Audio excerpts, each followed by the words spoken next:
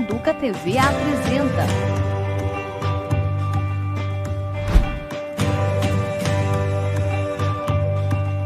Meio Ambiente em Pauta Campinas.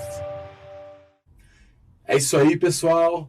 Estamos aqui mais uma vez com o podcast Meio Ambiente em Pauta Campinas e hoje estamos com uma temática que particularmente é muito legal, que é cidadania ambiental.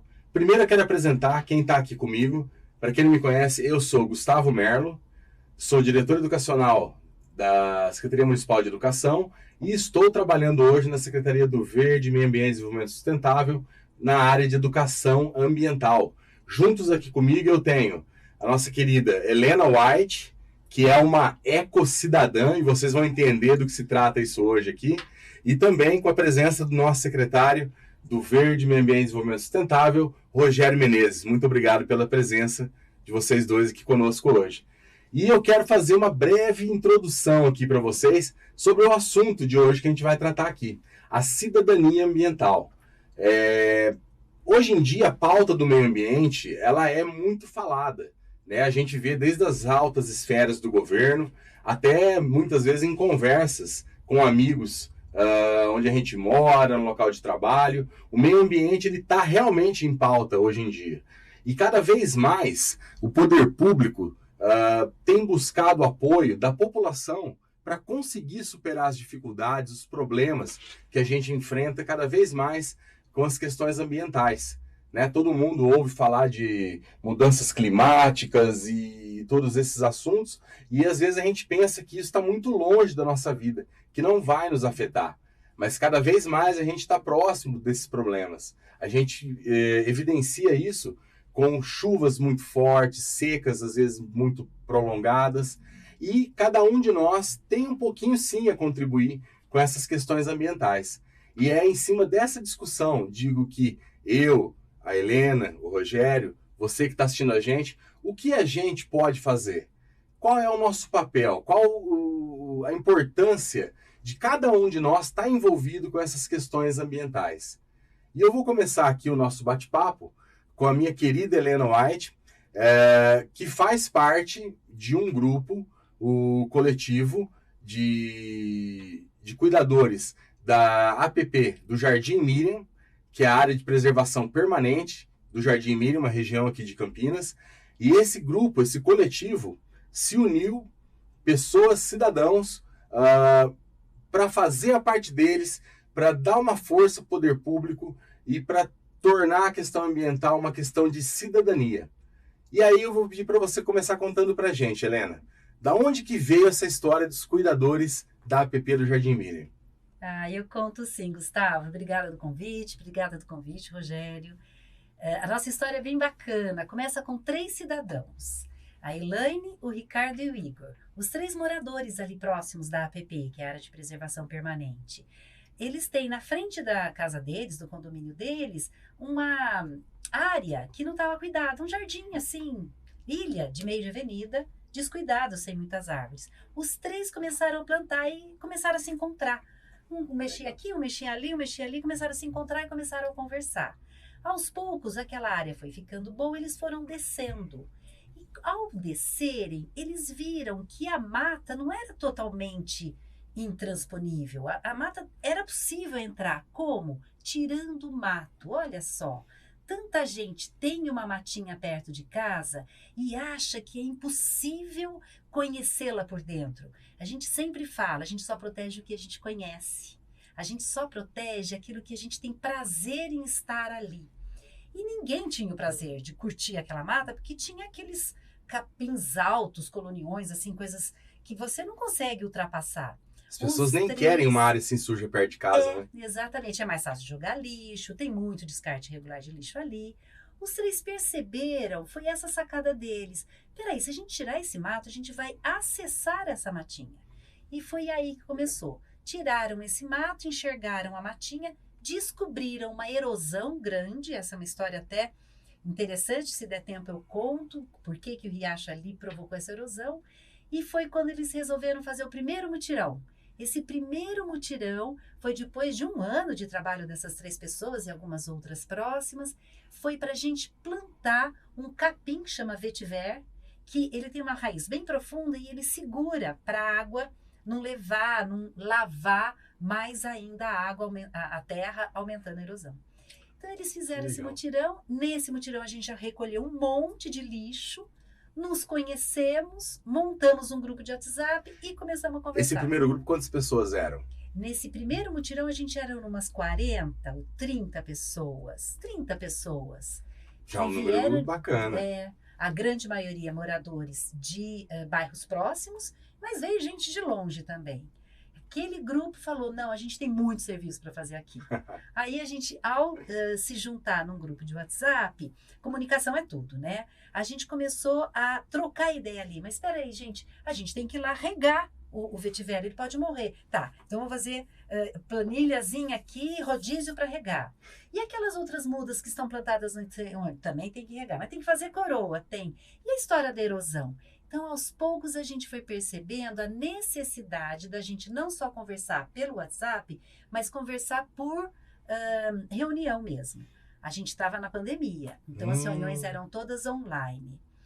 Esses mutirões todos com máscara, com muito cuidado.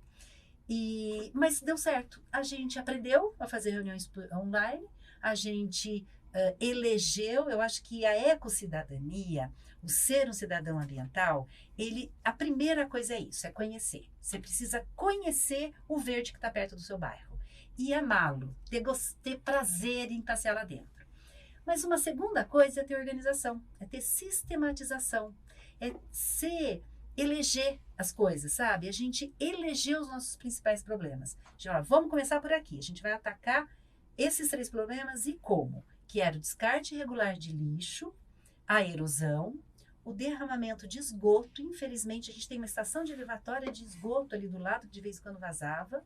Nossa. E a gente começou a estudar o Parque Linear, que é um projeto da Secretaria do Verde muito legal. O Rogério vai contar pra gente já. Dá aquela vontade que ele seja colocado em prática, então a gente resolveu lutar por ele. Paralelamente a essas 4 grandes metas, a gente fez uma reflexão muito importante também, que é o que muita gente vem falar com a gente. Mas espera aí, vocês estão fazendo o serviço do poder público? Mas eu já pago imposto. Se eu pago imposto, por que eu tenho que pegar na enxada? Verdade, muita gente pensa dessa forma. E tem uma grande diferença entre você tapar o estado tapar o buraco do Estado, fazer pelo Estado, ou fazer a sua parte e, ao mesmo tempo, dialogar com o Estado, com o poder público, para que ele venha junto, para que ele saiba. O poder público gerencia uma cidade de 1.200.000 habitantes. Como é que ele sabe? Lógico, tem 1000 jeitos de saber, mas um dos principais é esse diálogo. É ele conhecer através da gente que está lá vivendo na pele. Aí a gente começou o diálogo com o poder público e a gente continua esse diálogo, a gente fiscaliza, a gente cobra, a gente tem respostas, a gente tem ideias criativas junto.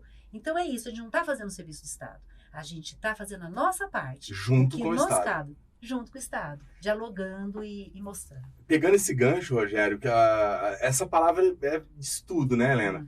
É dialogar, é fazer junto com o Estado, com o poder público, né? Não é isentar o poder público de responsabilidade. E aí eu quero saber do Rogério, enquanto poder público.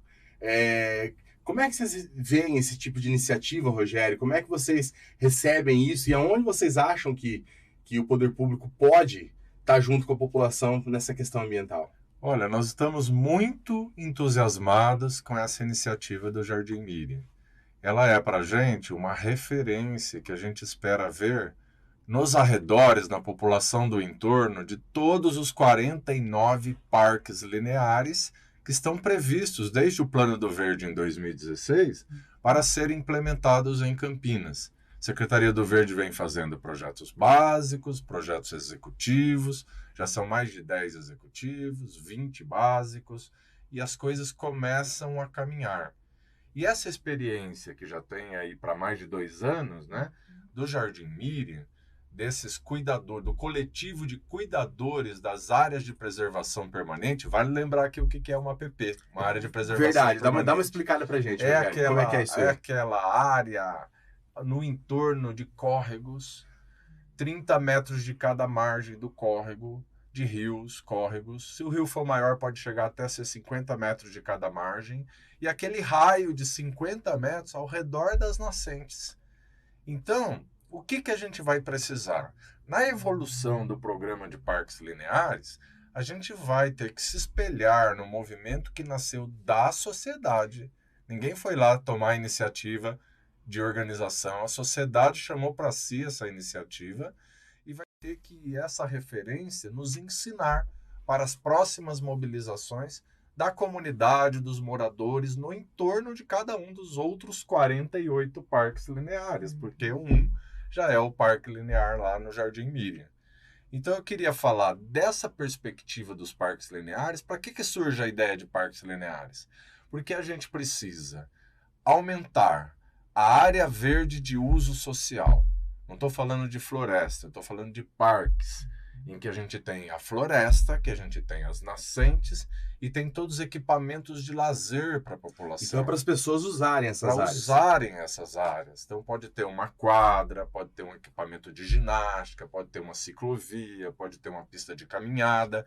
Entendi. E essas áreas, então, é para usufruto da população do entorno dos rios, dos córregos, com a recuperação ambiental proporcionando novas áreas de lazer, de cultura, de atividade, de encontro. Fundamentalmente é o local para encontro. E quem não quer uma área dessa perto de casa, né? Com certeza. E hoje o que acontece? Para mais da metade da nossa cidade, nós temos baixa quantidade de parques e de bosques. Então a gente pega toda a região do Campo Grande, Ouro Verde, por exemplo.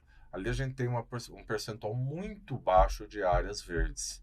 Então, o que a gente precisa? Com os parques lineares, a gente escolheu a localização deles para que nenhum cidadão de Campinas, num futuro próximo, na hora que esses parques estiverem implantados, fique a mais do que 5 quadras de uma área verde. Que legal. Então, isso é que é importante. E, então, eu estou ressaltando esse lado do nascimento dos parques lineares, que hoje Campinas vem também sendo reconhecido como uma cidade, o mercado, os europeus, né, recentemente fizeram 10 filmes de experiências interessantes urbanas de sustentabilidade, né? A União Europeia.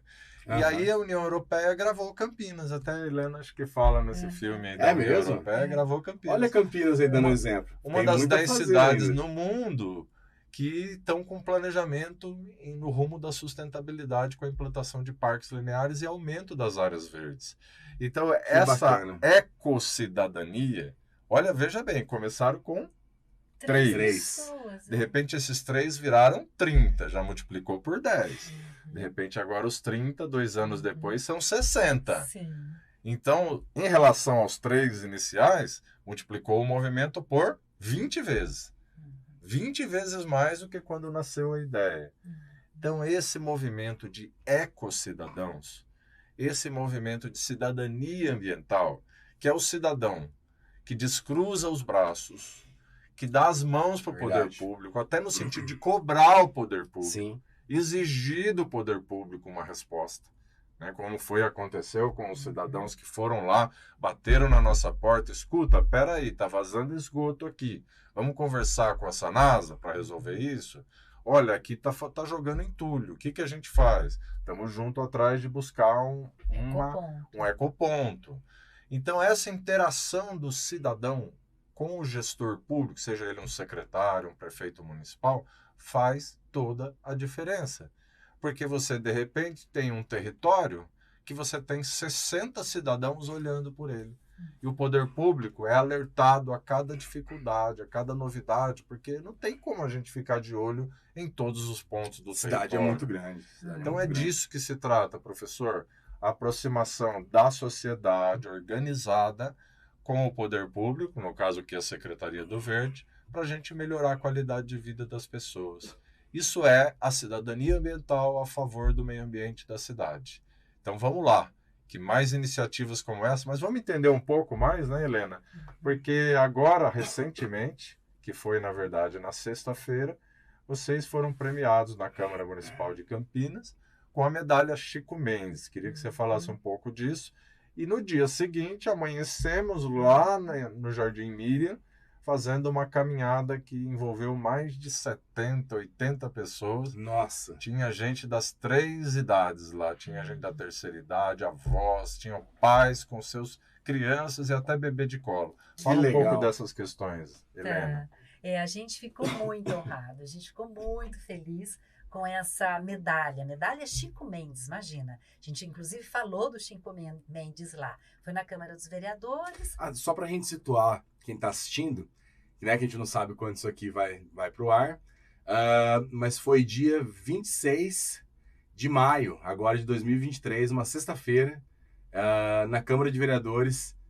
Pode continuar, Helena. Isso, 26 de maio. Essa sexta-feira foi uma indicação do vereador Cecílio Santos. E a gente tinha ali na Câmara, nos prestigiando e fazendo um diálogo com a gente, muitos dos nossos parceiros. Estava lá o Congeapa, o SOS Pissarrão, o Condema, a universidade, através de uma professora que é nossa parceira, A Eleonora, secretaria, né? a Eleonora, a Secretaria do Verde, e um grupo que está nascendo agora, a gente precisa ficar bem de olho neles. Opa. Eles estão, assim, iniciando e estão lutando por um parque também lá no Bassoli, do outro lado da cidade. A gente convidou, porque é isso, a gente está recebendo uma honraria, mas ela é muito compartilhada. A gente só chegou onde a gente chegou porque a gente aprende com as outras pessoas e porque a gente quer fazer essa parceria com todo mundo. Então, eles estavam lá também, foi muito bom. Uma outra coisa que eu queria contar é que existem recursos de termo de compensação ambiental. Todo mundo que constrói um prédio tem que fazer compensação ambiental. Normalmente é para plantio. Sim, precisa de plantio, que bom que planta, é necessário. Mas é bom diversificar, é bom poder usar esse recurso para outras coisas. E a gente está sendo pioneiro nisso, junto com a Secretaria do Verde, a gente está muito feliz. A gente conseguiu esse recurso de compensação ambiental para educação ambiental. Eu ia te perguntar sobre isso, porque eu sei que tem coisa muito boa acontecendo lá e é pioneiro mesmo. É pioneiro. Conta pra gente, Helena. Porque é isso, a gente arregaça a mansa, a gente cata lixo, a gente briga com a Sanasa porque tá derramando lixo, mas se não educa, se não fala sobre isso, se não explica para a população, se não convida a população para vir junto, o grupo morre. Você precisa estar sempre investindo em educação. Conseguimos esse termo, temos várias ações e uma delas foi esse sábado que o Rogério estava lá. Vieram mais de 80 pessoas e a maioria falando pra gente, eu moro aqui do ladinho e não conhecia.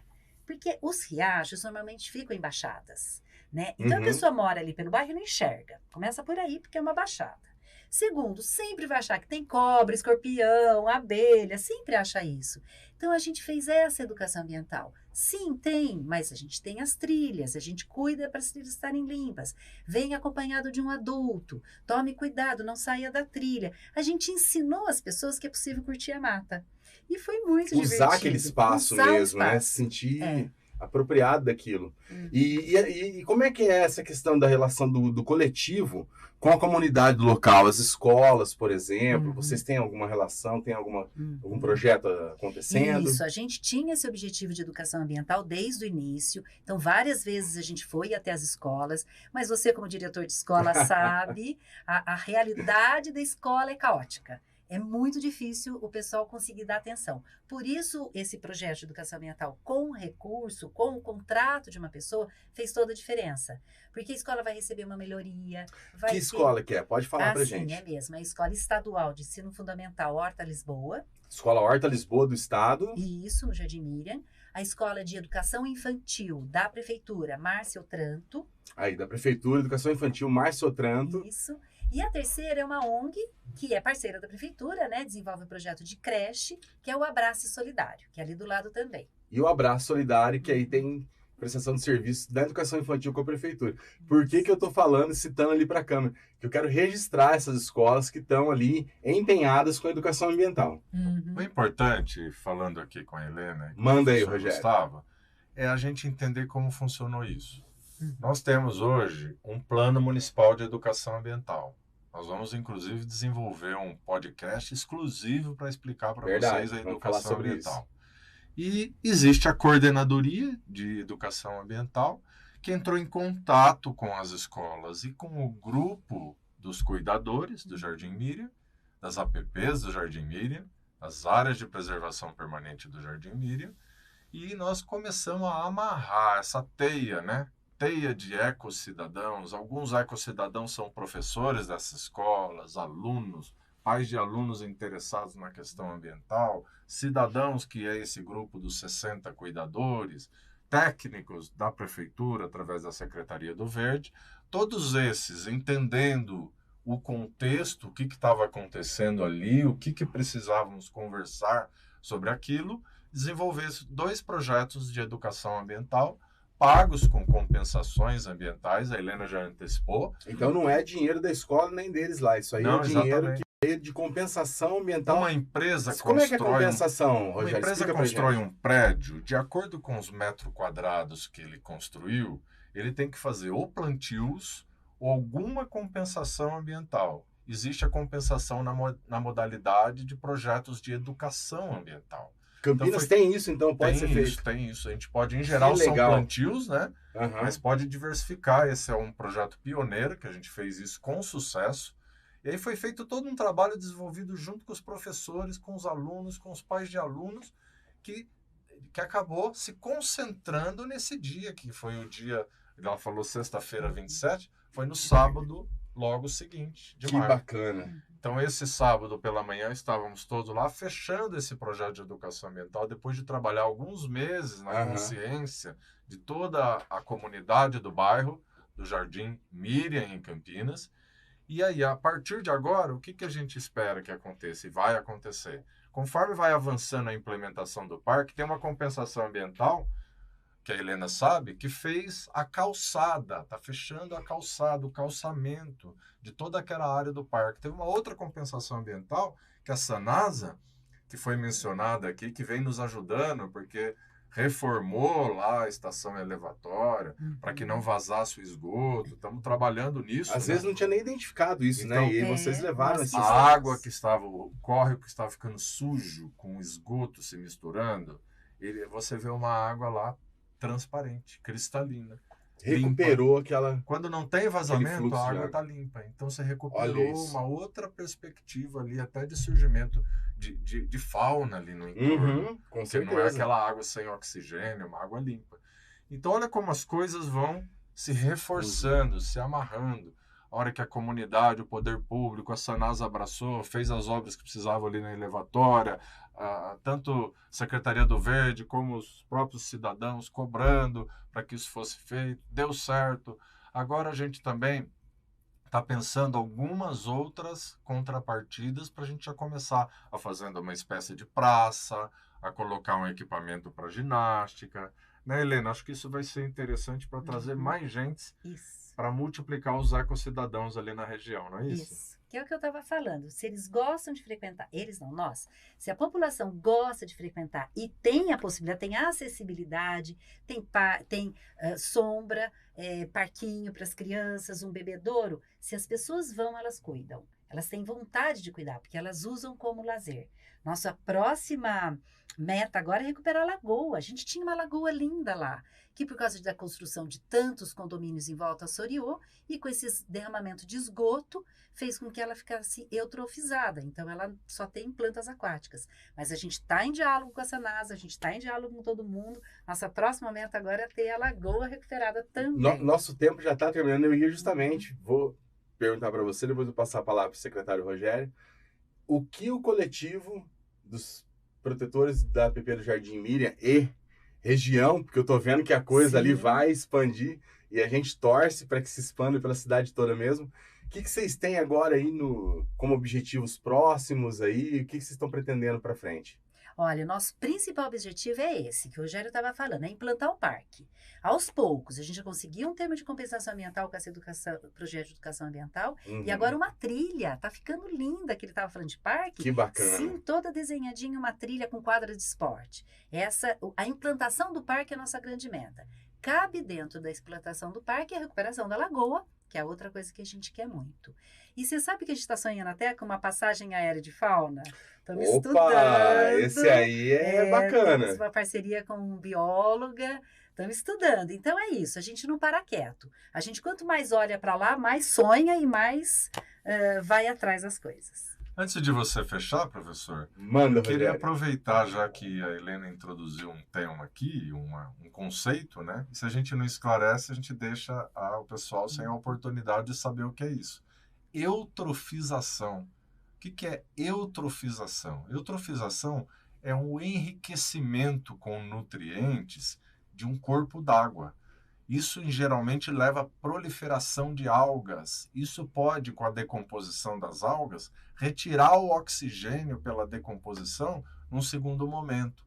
Então a gente tem que tomar muito cuidado. Quando a gente joga fósforo, nitrogênio, a gente está jogando nutrientes num corpo d'água e eles ficam em excesso, a gente pode levar à ausência de oxigênio na água pela decomposição da matéria orgânica, das algas, das plantas que vão, das macrófitas que a gente fala, que vão proliferar e vão cobrir toda aquela superfície. Às vezes o cidadão passa lá mais desavisado, né? Olha aquela lagoa, como ela tá verdinha, olha que coisa linda. Não tem um peixe vivo ali. Não tem. Ela tá pedindo, pelo amor de Deus, para parar de jogar nutriente ali, como aconteceu quando a gente tira o esgoto, né? Para a gente poder tirar aquela massa. Geralmente o que se faz é tirar aquela massa de vegetação da superfície para poder levar para o aterro sanitário, para não deixar aquela decomposição roubar todo o oxigênio da água e acabar matando até os peixes.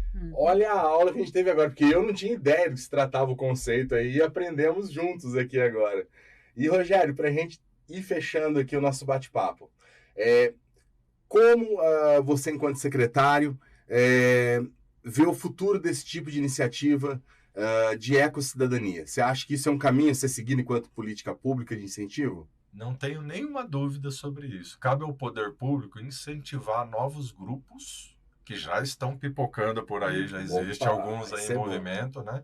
Mas que a gente possa também levar a experiência dos cuidadores das APPs do Jardim Miriam para todos os demais parques lineares. O ideal é que seja espontânea essa mobilização, que ela nasça desses 3 primeiros cidadãos que viram 60.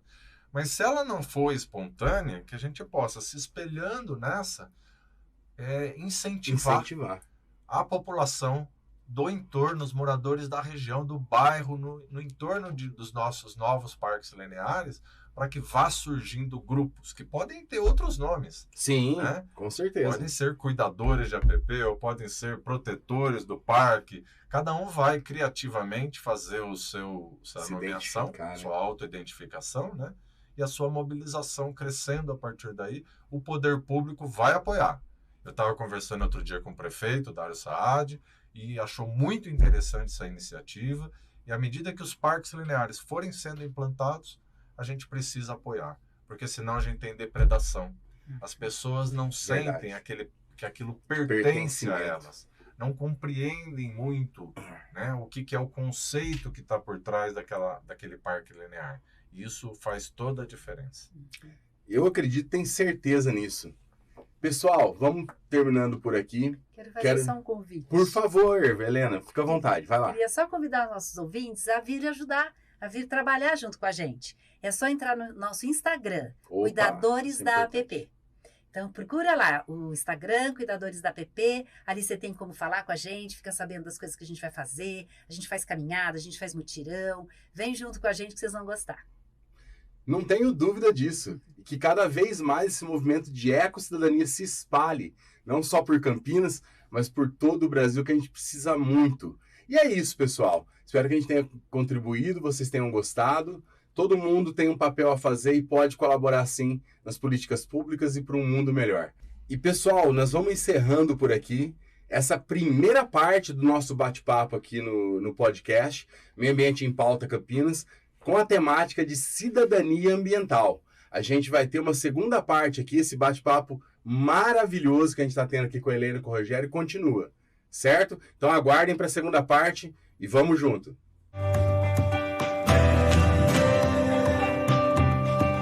Educa TV apresentou